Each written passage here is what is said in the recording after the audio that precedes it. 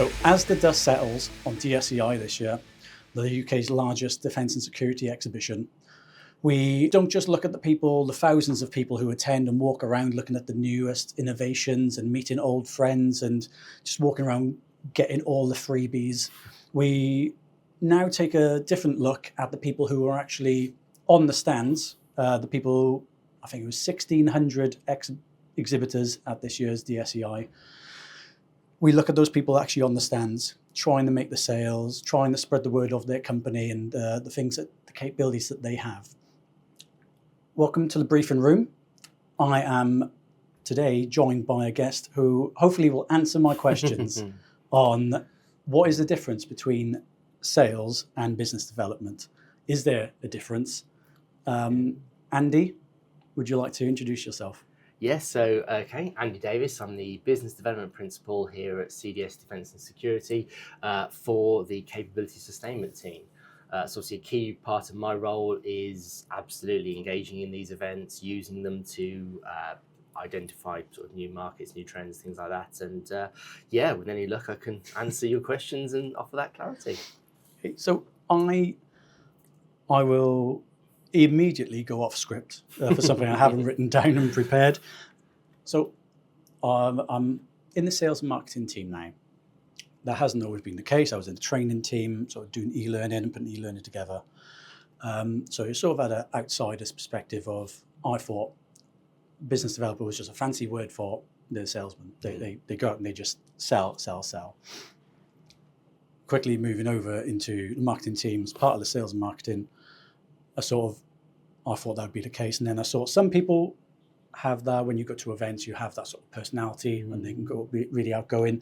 And then I spoke with you at one event and you said it's not quite like that. I was like, well, why is it called business development? I just thought it was a topic that might pique people's interests. I just want to say from my point of view, I had no idea that there was a difference.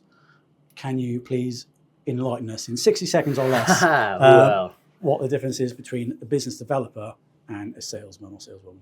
Yeah, absolutely. And I think in essence, there probably isn't a vast amount of difference. There's a lot of crossover, there's a lot of engagement in both, sort of, if I refer to them as processes, there's a lot of sort of engagement that you need to either be a salesperson or a business developer.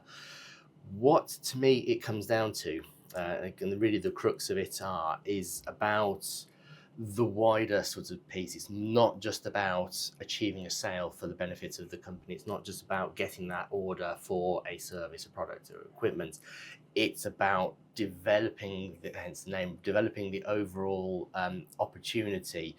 It's a lot more about business, about building relationships. It's a lot more about looking at opportunities and really trying to identify success from an early sort of standpoint, and then, to use the word, developing that throughout to actually benefit both the customer and the business, because obviously that's the ultimate aim of it, is to build those opportunities for the business to succeed and to grow. Okay. I'm going to put you on the spot in like 60 seconds. Where do people usually get confused then between both?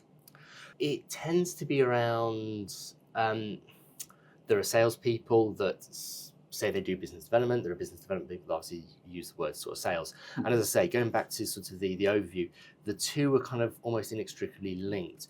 Where, to me, the difference really tends to form is that business development envelops a much larger remit, really. Sales tends to be focused from point to point, trying to develop an opportunity, trying to drive that sale into a given point. Business development almost takes a step back from that and looks at how can we achieve this sort of on a wider perspective? How can we engage with various people? It's a lot more about building networks and relationships than purely just a transactional point-to-point sort of engagement. Okay. So really, this is where the confusion tends to come, or the kind of sort of where people use the terms intermittently, because they can absolutely be part of the same sort of overall process. It just tends to come down to the outlook and how people go about facilitating that desire. So certainly within CDS, what we look at is more about how do we build larger relationships? How do we look at people that are likely to recommend us, because then that automatically will generate a sale, or automatically generate further engagement. Once we've got those relationships in place, once we know the kind of the overall projects, we can then sort of start to position CDS and our capabilities, sort of services, within a certain position within a customer, and then really look to generate that benefit on both parties, really, because that's ultimately what we're looking at within the process, is being able to generate benefit for both ourselves and in our efforts to try and grow, coupled with the customer in achieving a desired output or effect or a result from the process. This is sort of a two-part question. I want to know what your sort of day-to-day job or role looks like, because I imagine I mentioned DSEI at the start of the episode, but we go to quite a few bigger events, we go to a few smaller events, and then I imagine you guys are sort of out on the road as well, visiting clients or potential clients. So first of all, your day-to-day role, how would a BD sort of day-to-day role look like? And then how does that contrast to when you roll up to a DSEI or a Cyber UK or DPRT? When you're on the stand, does your role sort of slightly turn into I don't want to say like a car salesman, sort of like come and get this now. We're slightly different where we don't have any physical equipment that we try and sell people. So do you still find that your role slightly changes on the day? Yeah, absolutely. I mean, you can take it back a step, really. Even difference to sort of one day to the next can vary. Engagement with one customer compared to another potential client can vary. That's part of the strategic elements of the role, really, is looking at those relationships and the discussions and quickly trying to understand, well, what's the conversation about? What do you need to talk about? How do we, exactly as I say, position ourselves so that we can realize sort of good synergies and good optimism? Because ultimately, again, come back to the value standpoint, we need to create good value for the customer. That's exactly what we're about. So if you look at that as a day-to-day basis, now that could be either sort of on the phone to customers, it could either be in face-to-face meetings at a customer site or an end-user site. It could be really quite varied. It could be looking or just working with the product teams to just kind of ascertain capability boundaries and actually look at the service offering to sort of see, well, how could that be tweaked or enhanced. You could then take that out to the exhibitions, where you can almost start with a kind of a sort of a bit of a script as to how you're engaging with the customer, how you're sort of looking at building that conversation of how do you ask the questions about, where are your interests lie, what are they looking at, what's their speciality, how can, collaboratively you form that relationship to offer that net effect. So it may start from different sort of standpoints, but ultimately you're trying to get to that same sort of point of understanding so that you can then sort of take that sort of further into more detail, whilst also obviously trying to maximize the benefit for the customer. Obviously, we're a company with a variety of capabilities across various disciplines, in different domains, in different areas. It's trying to pull that information to use that to greatest effect, so that, again, we're not just talking about limited sorts of opportunities. We're looking at offering that best value to the customer and how we can grow that. And under the dizzying lights of an exhibition, that's where things can tend to be a bit more sort of, protracted a little bit, because obviously there's a lot more stimulation around. So you're looking to sort of try and, understand those kind of those interest points, really, and try and develop that into a follow-up conversation. I imagine you are restricted on time as well. When someone's coming past on a stand, you maybe can't use all of your toolkit to sort of build a relationship with this person. You need to sort of find out what they're interested in. Absolutely. Can we fulfill that? And then how do you sort of, how do you manage with that sort of time crunch with you got to try and get this person? Again, it's understanding the interest and the value that customer is looking for. You're absolutely right. You've only got a limited window as to what you can do in that sort of time. You mentioned there's a stimulation sort of around. There's other people that customer may know. There's other people that you may know that may sort of inject on that. So it becomes quite an interesting dynamic as to try and sort of to ascertain. But usually that's where we obviously, giving maximum time for the person we're talking to and understanding the requirements. but also effectively moving that onto kind of the next stage, which would be a follow-up, which would be sort of further engagement, again, a site visit or a more of a face-to-face meeting, where you can really start to look into building on that. So it's recognizing the steps almost and trying to just establish that you get to a given point, you can kind of almost summarize and capture that at that given point. You can then move that forward to whether it's a further discussion at the exhibition or whether it's an off-site meeting kind of there and then. Because invariably, no opportunity will ever start and finish with just those two individuals. It will always lead on. Yeah, I was going to ask whether, so it's not a case of you show up at DSEI, someone talks to you, you get talking, and then a deal's done there and then that day. So in my mind, I've got like a car salesman who's trying to get that sale done and dusted, and then he can come back the next week saying, DSEI was really good, I got X amount of sales for this amount. Whereas it sounds like you're trying to get enough sort of meetings afterwards and enough relationships that you can sort of maybe build them out. And how, again, off script, and you're not going to get you on again. I like off script. But how long would those sort of take then? So if I came to you and built a relationship on the stand, have a meeting next week, how long not all of them, but realistically, how long would that sort of take to turn into a contract? Or so the natural gestation period for an opportunity, should we say, it can be varied really, and it can be varied by level of engagement, who you're talking to at that moment. Are they the person that's going to be buying the requirement? Are they the person that's going to be making the decision? Are they the person that's going to use that sort of output for parts of there? So there's going to be very complex network of potential interested parties within that overall conversation, coupled with their requirements maybe kind of quite significant, quite interesting. And that's where, again, maybe more as a business development function, it's part of understanding the nature of the conversation and the level of interest, because invariably, whilst we've got a modicum of technical expertise, they really want to talk to the person or the people that know implicitly what their subject matter expertise is about. So they want to really talk to that expert level.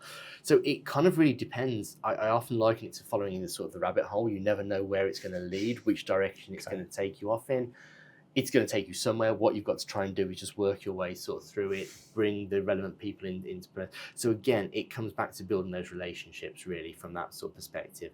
And it's recognizing the fact that in business development, no single person will ever realize the sale. It's a team effort. We'll all contribute to that whole ethos. So yeah, we've been quite successful this year. We've already got opportunities that we've managed to land and move forward with actual deals. Whereas there are quite a few discussions now that are just in that infancy.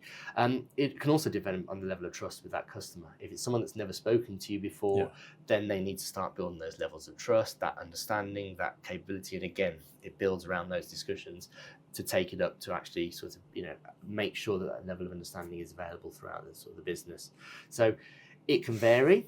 Okay. Very often it's too long. Sometimes it's never too short, but sometimes it's just right in the middle. So yes, it can vary really.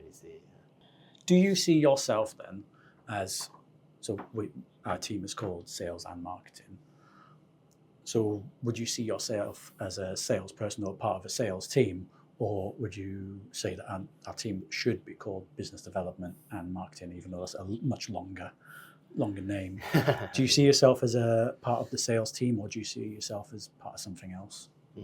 So, effectively, it's always an interesting question to sort of ask, because typically, absolutely, as a function, there is a natural team there, sort of like-minded, like kind of expertise, all around the sort of similar common goals. So there is a natural team there, but invariably, throughout my career, I've always been worked in kind of agile teams. So there's never been a fixed delivery team to meet a requirement. Typically in business development, what you'll find is that you'll need a commercial lead to help understand the commercial implications. You'll need a technical lead or technical leads, if there's multiple areas, to actually understand the requirements and actually drill down into what the customer is actually asking for. Obviously, you need the business development to bring that kind of intelligence and the kind of the understanding and the bit of market awareness to help to bear on that. And really, as a collaborative effort, any kind of business development opportunity usually forms around these sort of pseudo teams anyway. So you obviously find a natural affinity to sort of like-minded peers and such like, but invariably you end up working across the business anyway. So when I usually talk about the team I'm in, it's usually team CDS, defense and security. It's usually the collaborative team. It's usually the overall team, because ultimately that's where it's all leading towards anyway. So yeah, there's not usually a normal sort of defined affinity above natural sort of like for like kind of engagement and the rest of it. As to sales, marketing, business development, to me it all forms that sort of central part of engaging with the customers, building those relationships and everything else anyway. So to me, the overall process of business development encapsulates kind of all those areas sort of anyway. And then what's in a name, it's all subjective. So I'm sure the audience can make their minds up. So going back to the differences then, what skills or mindset differences is there between business development or BD? We just call it BD and save a lot of time by calling it BD, and sales, being the salesman or BD. Yeah, what's the skill set? Are there any skill set differences or any sort of mindset differences? In theory, perhaps not. As with any walk of life, really, you get certain skill sets that are perhaps more inclined to one than another. Maybe more personality traits that are more inclined to sales and looking directly sort of business so relationships, as opposed to those that sort of looking more wildly at the sort of the industry and what's going on as a whole. I think really what I would draw upon is my background as an engineer. Right. As part of that, I've always looked at sort of solutionizing or looking for solutions. As a result, that's kind of created a kind of relative inquisitive nature. So I've always looking to sort of understand how things kind of engage, interact, visualizing kind of packages or solutions, which has then led me to sort of map that across where things are naturally happening, programs are happening, what's happening in different companies or different areas, and try and draw upon that to build up a bigger picture as to sort of what's happening. So then I can place solutions or services within that matrix, if you like. From what sort of we tend to sort of see, sales direct sort of is a perhaps more aligned sort of process. It's more of a defined start point, midpoint, end point.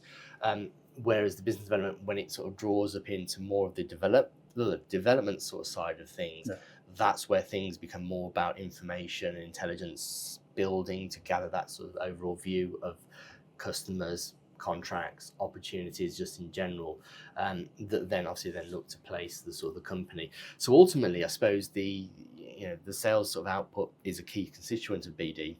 However, it's that information you build around the outside that goes alongside that obviously then draws upon sort of various sort of facets. So yeah, I think from a sort of team name and sort of the definition sort of characteristics, it's difficult to say implicitly what suits one or the other. It tends to be perhaps more about the communication sort of style, and perhaps people that are more looking to sort of engage with people sort of directly, building those one-to-one relationships, as opposed to maybe more the BD side, which opens things up a little bit more, starts to develop more of an open picture, and therefore it kind of matches in across into the sales side to align the both processes. Now, I think you just mentioned B2B as well. I haven't really mentioned at the start that we're sort of covering more of a B2B landscape rather than B2C. I imagine there's a lot more salesy if you go B2C rather than in the defense sector. It's all B2B, where it probably is more relationship building. How can this company work with this company rather than how can we can work with one individual? Yes, invariably breaks down to, I suppose, you raise a good point about sort of B2B sort of aspects of business development. Obviously, you've got B2G at the very top level, business to government. That's obviously very strategic. That's very sort of looking at net effects, net end user sort of aspects. B2C, business to consumer, looking at what's that consumer needing. That's different end requirements and a different sort of perspective on value, or business to business. And absolutely, that's where a big part of BD comes into things. Is how do you build those relationships? Because you're not just looking at a one-off sale. You're looking at a long-term enduring relationship that you can build upon to facilitate many and then single hopefully become like a points of preferred sales supplier opportunities. for future opportunities. Absolutely, it's building that strength of relationship. It's about building trust. It's about building value and opportunity. Yeah. Because again, if you're selling to a consumer, their view of value will be different to a company who may be offering further value, and it might be Yeah. part of a different sort of vision. Yeah, I was just only thinking, because I know B2B and B2C are two different things, but at the end of the day, with a B2B, you're still talking to one, maybe two people on the stand. So you're still not really B2C, but you are sort of having an aspect of you are trying to sell to this one person. So it's to then bring in their company and align. Yeah. So I just thought I don't know. I haven't written a question for it, so no. Again, I like these questions. I suppose a good example might be if you look at different markets and different sectors and how you approach revenue growth, because ultimately, obviously in defence, there's a lot about trust, there's a lot about sustainability, there's a lot about building up capability. So the value is the net effect, how someone will use equipment, will use the kit, the value that they'll get back from that. If you took that, let's say, to the rail or the aerospace industry, if you drew the map from project through to the end consumer, then the end consumer is a passenger on an aircraft or a train. The value that they're looking for is different, because what they're not looking for is extra train fares, increase in costs. So the perspective of what adds value to the process is kind of different. So if you're looking at the different sort of breaks of the categories, B2B, you're a bit removed from the value. But that said, being part of business development, what we also need is that ability to draw into that end consumer view, that end consumer value, because that's the net effect that we're looking for. We're just trying to work back to the point at which we're engaging as to what value we can add at that point, but how then we can build it sort of wider. And ultimately, if there is budget available, then that's great, we can understand that. If it's, like I say, for the rail industry, the consumer isn't looking for an increase in rail fares, therefore everything you've got to do has got to have a different level of value, because you're looking at that match. Similarly with airfare, everyone wants to sort of fly and then be safe and secure, but ultimately the end consumer is looking to pay a budget for an aircraft ticket. So just circling back to when I said about the big companies, I won't name them just in case, but if you're in defence, you know who the big companies are, and you see them there, and they've got a whole village at DSEI or their events. So are they have a whole like, pun intended, a whole army of people they bring along. Would they all be BDs then, or will they be? Well, I haven't got experience working in one of those companies, so sort of picking your brains of how some of them work. Would they all be BDs, or would they be sort of subject matter experts as well, like some of the engineers, or would they have a mixture, or would they actually bring any sales guys then and have dedicated salespeople, or do they all use BDs? Yeah, I think ultimately it comes down to exactly the same approach we would take. It's the collaborative team effort really across the board.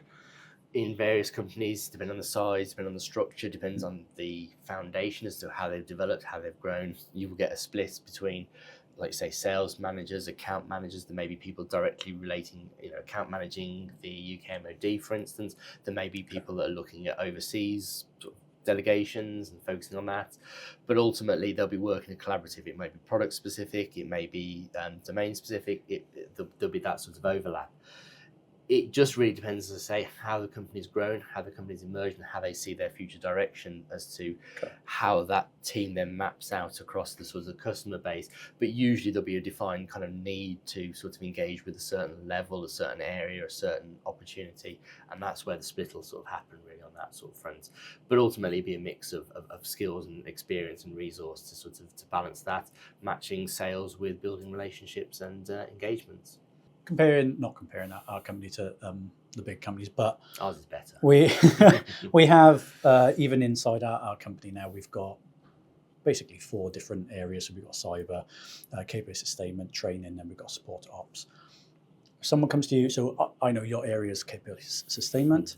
Absolutely. If someone comes to you talking about cyber, is it your job as a BD to sort of know everything about the company that you're going to sell, or is it a case of we can't have everyone from all business units on our stand at any one time. Absolutely, so is there a foundation of knowledge that you'll need to know for cyber, or is it a case of, right, where's Chanel's number, I'm going to ring her, yeah. try and hold this person here? Or how much do you know about your business area as well? You say you've got engineering background, so I imagine you know quite a bit, but if someone else was to be a BD for your area, would there be like a whole sheet that they would have to learn off by heart so they know exactly what we do?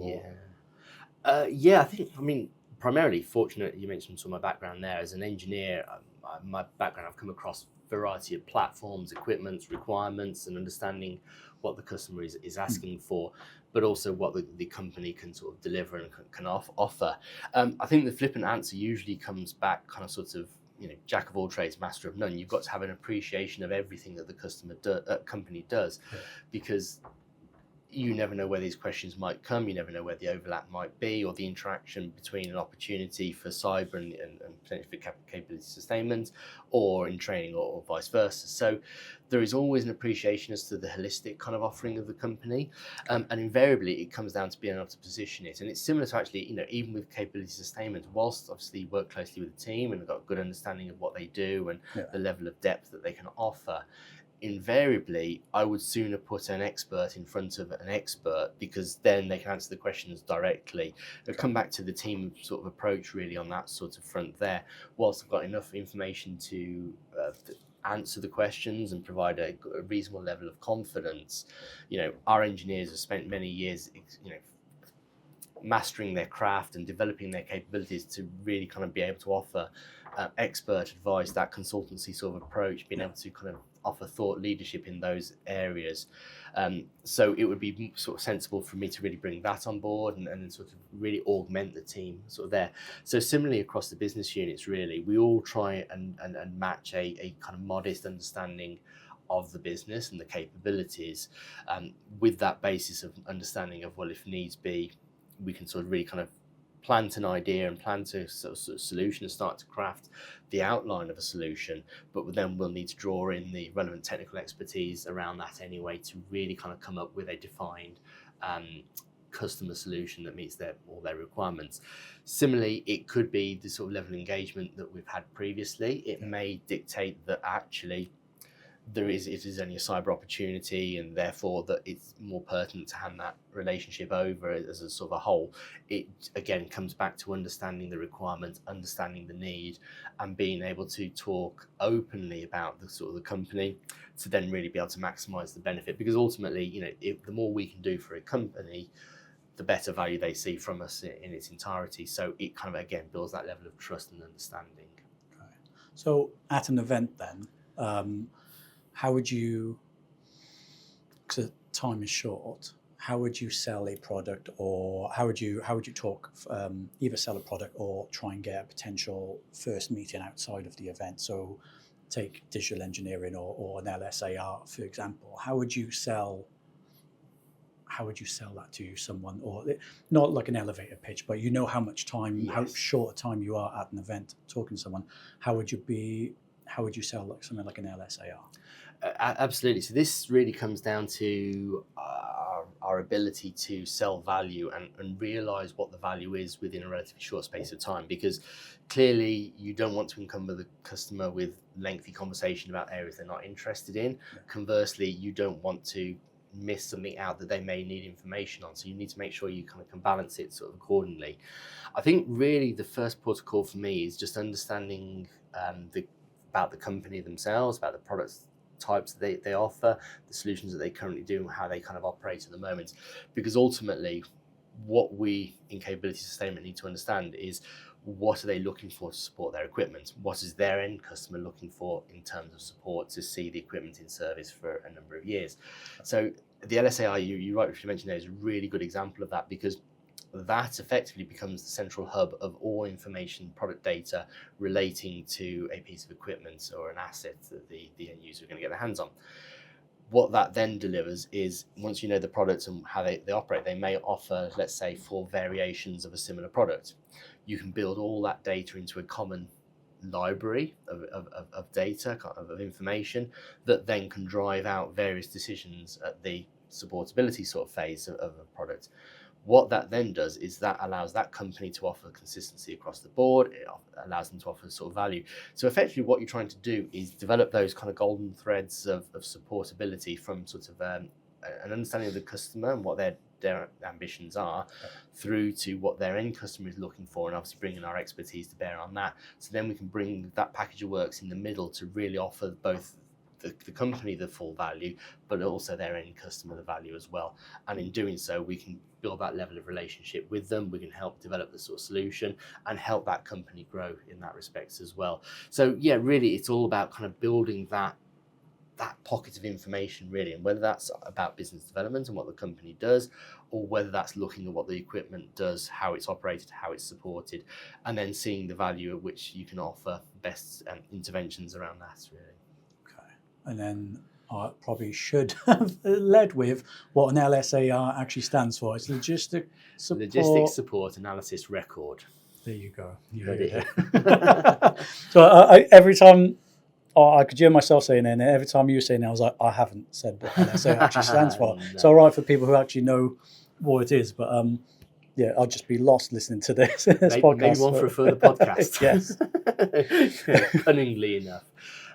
Yeah, absolutely. Logistics support analysis record. So it's the record of all the logistics support information that's attributed to a product or equipment. Okay. So it's the database, if you like, that pulls all the information together, that then allow you to ascertain what training is needed, what documentation is needed, how equipment is going to be maintained, what support information is available for that, how are you going to provide spares, repairs. All that logistics support information is held in a single repository, with the idea basically is that then that single point of truth right in the middle, in the heart of the project, can then drive downstream kind of opportunities, value, benefits.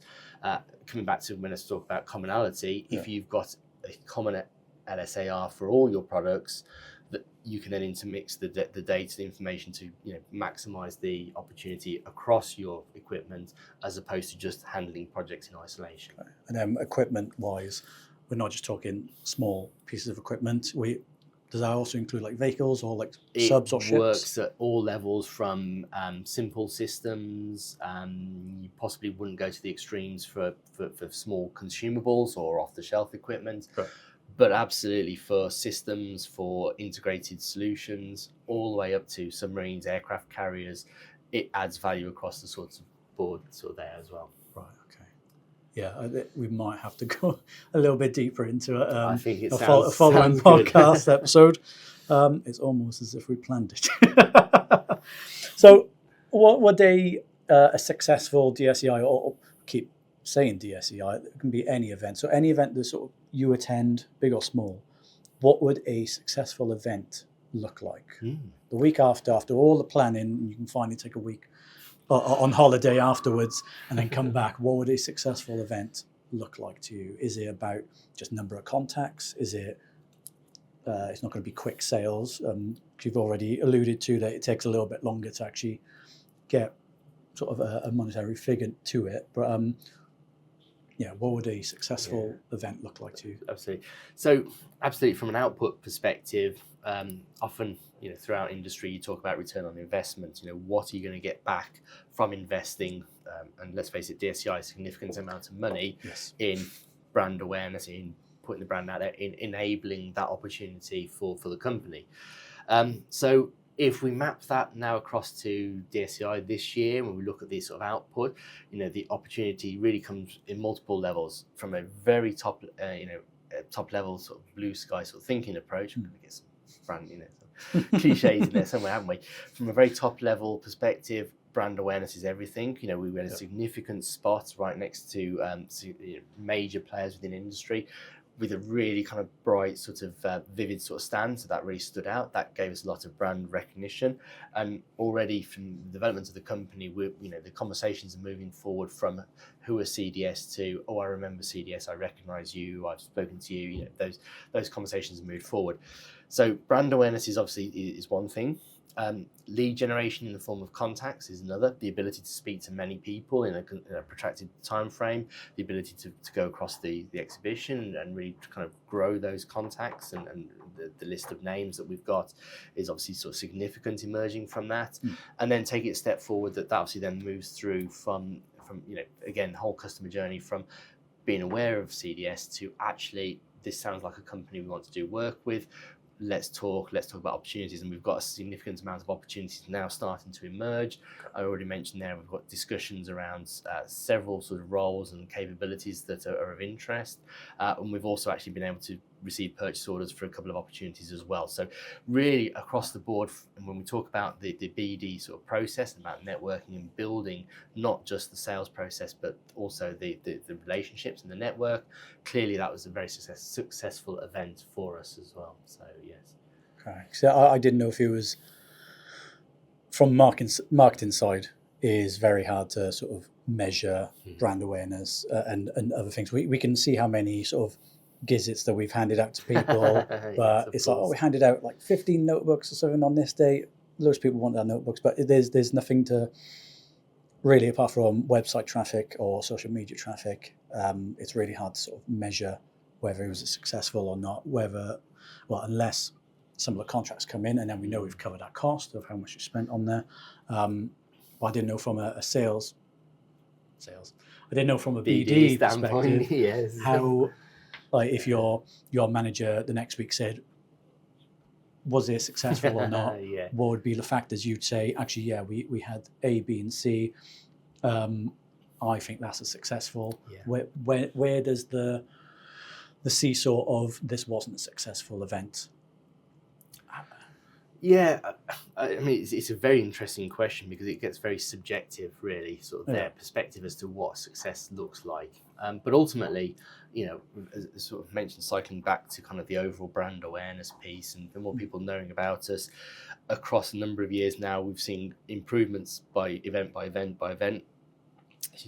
where we've actually sort of been able to move conversations on, and we've grown the kind of network that we've built around sort of these events, and also follow-up activity.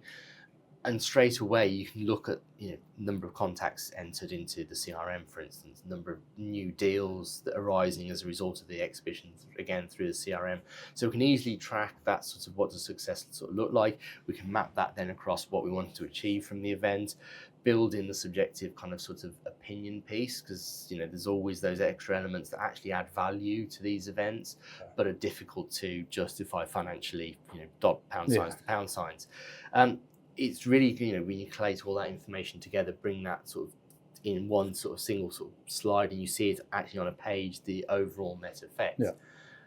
That's when you start to sort of see the event. The downside is, cycling back to, we talk about the kind of the business development life cycle and the gestation sort of period for getting from an initial discussion through to potential orders.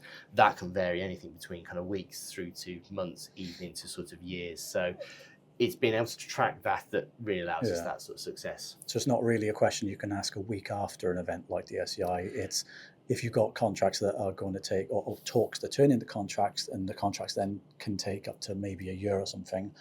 Really, we're looking at now, was DSEI 2023 successful? Because everything would have been closed by then and we would know what the ROI was, whereas it's still very early days for knowing. Yeah.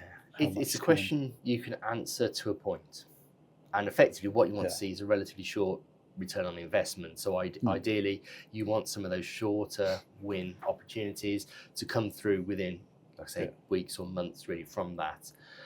The not necessarily difficulty, but also the opportunity needs to be recognised that DSEI is every 2 years, so you're right, you've got a 2-year window there as to where you might see some sort of payback. You might see some level of detailed discussion held in 18 months' time. So I think it's a question you can answer within a projected period of time, but what you're then missing is the follow-on updates. Was it a great show or was it an excellent show? What's the difference between sort of the two? And typically, we build those relationships across a number of years, and a contact name achieved received at DSEI 2023, for instance, may have led to a discussion at the show this year, which may lead to a further discussion at DVD next year, for instance, or to one of the other shows next year. So there is never a clear line you can draw straight the way through. But again, coming back to the proverbial rabbit holes, you can follow those through, you can sort of attribute it back towards, and therefore you can usually gather some relative return on investment from the event. So sales, BD, does it actually matter to our clients? Does the difference between them matter to our clients or customers? I think so, yes. I think it does. Because I think if we go by the kind of view of sales being a kind of sub-process within the overall business development sort of plan, it allows you to sort of realize that there's more to a relationship than just purely a transactional process. Invariably, as I say, the complex nature of companies in general, you have procurement teams, you have commercial teams, you have engineering teams, program teams. There's a lot of interactions that go on in between those sort of teams, and even across companies it gets complex, but when you break it down to each individual company, it can be even more so. So to have that wider understanding, to be able to not necessarily just place our solutions in their capability to actually then derive direct requirements, but to also then maybe take the thought leadership standpoint and help them with their customers and build the relationship, so we act as part of their kind of team, collaborative team of sorts as well. It builds that relationship up. It allows them to focus on what they do best. It allows them to understand what we do best. So there is a strong ethos really in general across industry about relationships, long-standing, enduring, secure, trusted relationships. It's about building those. It's about offering that value, and it's about understanding that we're actually part of their team. We're not just here as a transactional requirement. So yeah, massively implicit in the overall process, understanding the relationships, being part of their sort of team, and understanding as well that we're part of their process as much as anything else. So, understanding our position within the overall sort of team and the requirements, it is key. It may also be that we may be able to offer a service that they've not thought about, that we can help enable another capability for them. Okay. So again, being more kind of proactive and helping to look at opportunities and being able to place opportunities can not only help ourselves, but could help their company as well. So yeah, absolutely. Moving away from the transactional sort of standpoint to a more relationship-based process just helps build those opportunities as well. Okay. And then if like a salesperson was watching this video and they're like, oh, I do a lot of what Andy's talking about now in my role, and I'm not a business developer, I'm a salesperson. What would be your advice for someone, whether they're in sales or not, going, I want to become a business developer? Apart from telling them not to do it, what would be your advice for anyone wanting to get into that Absolutely. I mentioned at the start, there's a fine line effectively between what business development and what sales actually is. And there's probably some salespeople out there that are doing business development sort of process or taking a business development standpoint. There are probably some BD people as well that are just purely being transactional and offering a standardized, linear sales process. So there's a lot of crossover in existence already. I think my sort of advice is just in general, it's understanding that wider picture and understanding the fuller value, so that you're not just focusing on the sale of a singular solution or a singular capability. You're opening the relationship up to the wider value sort of piece, which then moves it away from kind of just repetitive sort of business as usual to actual areas of growth, looking and building the relationships. It's kind of looking, you can move into sort of other areas. It can be a bit more sort of dynamic with how you sort of pursue things, as opposed to, like I say, the transactional sort of side of things. I don't know if that's necessarily advice, but just the sort of, I think there's a fine line between the sort of two, and it's easy to flick between the two kind of areas or aspects of the discipline. It's maybe more just looking to focus on which area sort of is of interest to them and how they can kind of sort of grow that level of information. I think I'm always sort of fortunate with my background in engineering, being inquisitive and understanding about being kind of finding myself in early days of my career climbing over vehicles, Yeah. wearing a suit, because I wanted to know a little bit more about things that opened up those discussions for me. So sometimes in not trying to sell, you can open up much more information and wider range of opportunities than the clear line of sight. So you'd say it'd be beneficial if you had a pre-existing background in maybe cyber or engineering and maybe going into BD rather than, I don't know if there's any, it's going to sound really silly now, but there's not any courses in university to become a business developer. And then you're like, right, what am I selling? Okay, I've got to learn all this now. So having a pre-existing experience in engineering helps a lot with the BD side. Certainly from my perspective, yes. And I think where I've been fortunate in my career is having that kind of application first appreciation, understanding what they're trying to achieve, understanding what they're going through to get through that sort of process. So from my technical background, I've grown out the kind of the business development side of things and the kind of the expertise by almost doing and understanding and learning, kind of continual sort of development. There's naturally courses you can do to help foster key aspects of the overall process. Yeah. But I think ultimately, my advice to anyone really is sort of live and breathe it, really understand what your customer is looking for. So that's why I think really an implicit sort of skill to have within that kind of BD and sales function is an appreciation of what the customer is trying to achieve. So, starting from that point and then developing on that is a lot easier than trying to work back into a requirement and develop it from the outside, if that makes sense. My last question, and then I will let you go back to your work. Down here, I've got, what's the one myth for business development, about business development that you'd love to bust? So when I say myth, I just, in my head, I had it as when you watch any American flick, like The Office or something, and they're like, sort of they've got their accounts and they're like, oh, I'm doing a golf day for this client, golf day for that client, I'm taking this client out to a bougie meal. Is it always fine wine and dining with you BDs, or is that a bit, that would be my myth that I would want to sort of bust or not, or sort of like not give it away. But what would be your kind of myth that you'd want to bust? I think that's a very good myth. I suppose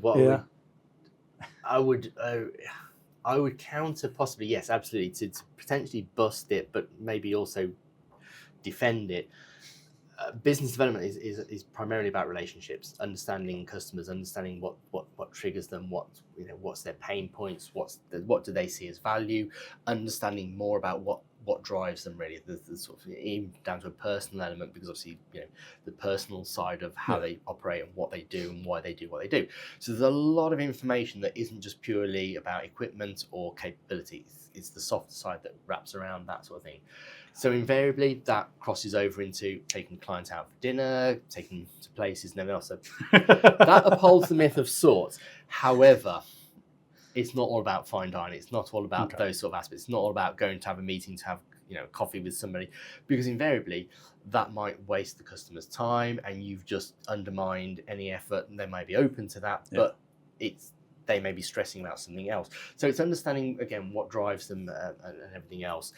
I think also the other myth is really about the definition of a business card that says business development on it compared to a business card that says sales leader, sales account manager, whatever it might be on it. As with anything, what's in the title? The titles can interchange. I think what's important really is the net effect of what you're trying to achieve from the role, from the function. And if you're looking more around the relationships, about understanding the projects, the equipment, the assets, the intelligence around the whole aspect, the industry and what's going on, as opposed to just trying to facilitate a transactional sale, then that to me is more down the business development route. And that's what it's about, whether that's entertaining a direct client, whether it's about attending industry days, whether it's about attending customer sites, and as I say, having been pulled off equipment by large military vehicles by health and safety representatives. That was about me understanding the platform and the equipment and being part of the understanding sort of piece. So I think the biggest myth I would suggest is what's on the business card doesn't actually perhaps reflect what that person is trying to achieve through through their role and through their projected outcomes. So it's yes, it can be interchanged, but just be clear underneath as to what you want from that facility. Okay, because my heart always goes out to you, BDs, when I was like, oh, you have to go for a meal. Oh, no. I know. Sometimes we even have to pay. Thank you for, that's the end of my questions. Thank you for pleasure. Being part of the podcast. Do you want to mention any of this probably going out in the next week or two? So are there any events coming up? I know Tech Data World might be one of them. And then have you got any other events for 2025? To be honest, I think mostly the tail end of 2025 is more about industry-specific events. So you rightly mentioned we're at Tech Data World live in November. We've got a couple of other trade body industry days. Sure. We're actively, one thing I think is worthwhile mentioning, and again, it kind of emphasises the BD sort of approach, is we're active members of Make UK, Defence, ADS, Tech UK. So we actively get engaged in their industry days and their bodies. Make UK Defence as well. We're also a level 3 member, which means we're also fit for defence partners under Make UK Defence, which means we help their membership with understanding key aspects around supportability, cybersecurity. So we're also getting involved in some of their webinars and events along those lines. So yes, myself and colleagues will be out and about the rest of this year, but then moving into next year, we've got key events such as the SDSC event in NEC. We've got DPRTE, we've got DVD, obviously the highlights in September. So many letters. There's one thing that yes, coming into a defence company, it's just there's so many letters. Absolutely. One thing I learned very early on in the career is you will commonly see a lot of TLAs, and then you have to ask what TLA is. 3 letter acronyms. Yeah, absolutely. Another piece of advice for anyone looking to get into BD is brush up on your acronyms. But yes, we've got a busy time ahead and a busy sort of year coming up. So cool. Be active bunnies.